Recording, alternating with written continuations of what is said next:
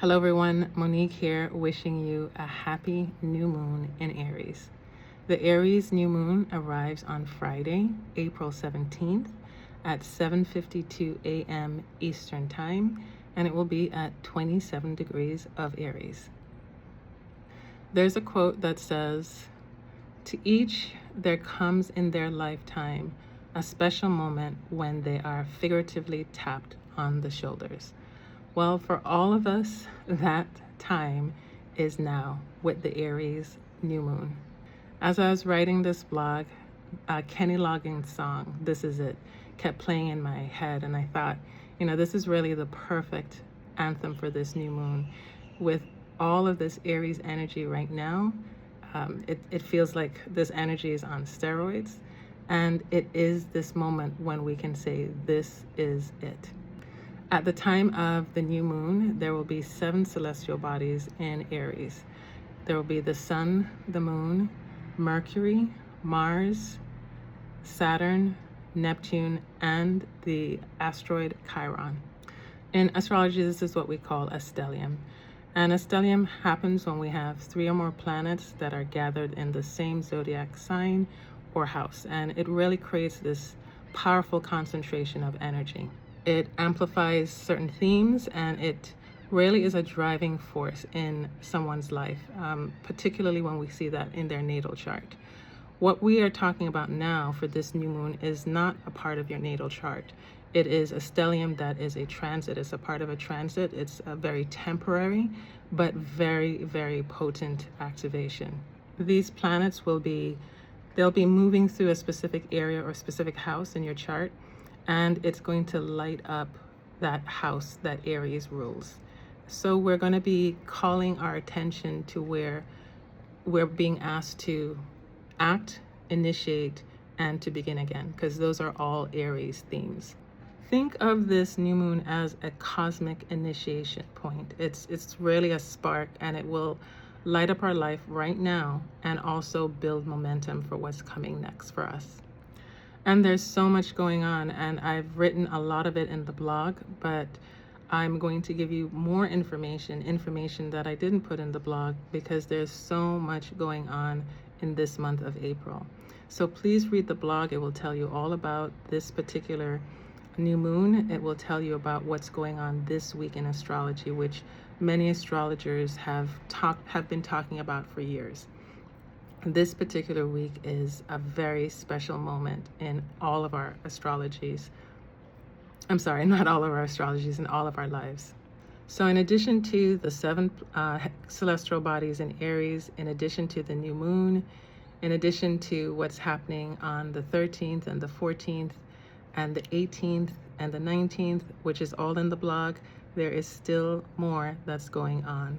Now, in a blog previous to this, I spoke about April 25th as an important date. That's the date when Uranus moves into Gemini.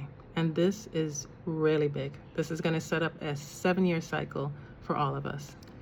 In the last blog, I talked a little bit about Uranus in the last degree of Taurus, so you can always go back and read that. But as of the 25th, Uranus will be moving into Gemini. Now, Uranus is the great awakener.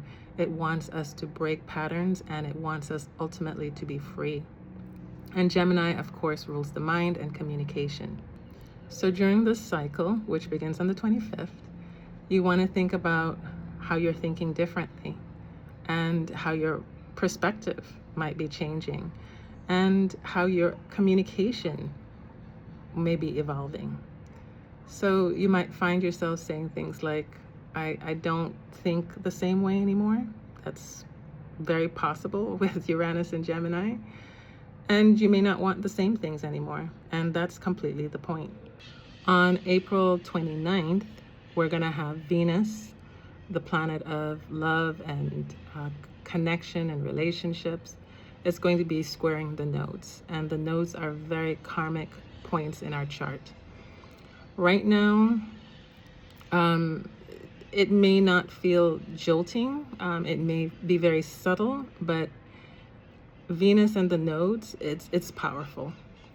So, I want you to think about wherever you may notice. So because it's so subtle, you want to spend some time and pay attention to what relationships may feel misaligned, or you're just not, they're changing in some way.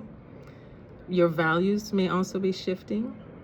And just know that it's okay if this is something that you've once wanted with all your heart. It may be changing, and maybe you just don't feel that way anymore. When I think about the month of April, with everything that I've included in the blog and the information that I'm sharing with you in this video, I think of it as a moment of truth. And this is why, again, that Kenny Loggins song saying, "This is it. You know, make no mistake who you are." It's really the moment of truth. And whenever we see the truth, we also have this great opportunity with all this Aries energy to do a course correction. So it's a really wonderful time to ask, is this aligned with who I'm becoming, right? Because this new moon is not about who we were. It's not necessarily about how we once felt safe, but it's about what we're stepping into now. And because we're beginning something new, we really can't take everything with us. So some things we have to release. Some connections, they will have to evolve. And some version of who we are has to be put to rest, and we have to breathe in a new version of ourselves. So as we move forward with this new moon, I do ask you to trust yourself. Trust what no longer feels like it's aligning with the person you're becoming. Don't think of this time as a loss. It's not a loss. It's simply a redirection and a moving forward in a bigger and better way. So just keep in mind that April is one of the heaviest hitting months that we have in 2026. With all this Aries fire, it's an initiation, really. It's a spark, an igniting, and so we will carry this kind of momentous shift throughout the month. The good news is that once we get to May and the sun moves into Taurus, which it will do on the 19th, we have time to slow down. So we have time to integrate, to kind of ground, and to catch our breath, because April has been a very powerful month. But what I want you to do is, when you get this opportunity for stillness, don't think of it as stagnation. It's a necessary part of our evolution. And just know that whatever we're starting now, we need space to kind of ground it, to root it, and allow it to grow. Then in June, the energy begins to build again. We get a little momentum. Clarity starts to deepen. And July, that's the next major month that we have. It's another big turning point for us this year. So what I'm saying is, take everything that's starting this month and really work it in the next couple of months, because in July, we're going to get another momentum and another push forward. So honor this moment. Move when it's time to move, which will, when we have all of this Aries energy. Rest when it's time to rest, and trust the rhythm of this all. Trust it. Trust yourself. This is more than just starting something new. And I want to make that clear, because we talk about every new moon as starting new or planting a seed. This is more than just starting anew and planting a seed. This is about becoming. What next version of ourselves are we becoming? And we want to do that as consciously as possible. Of course, in the blog, I have rituals for you to do. I have some really wonderful ones for you this month.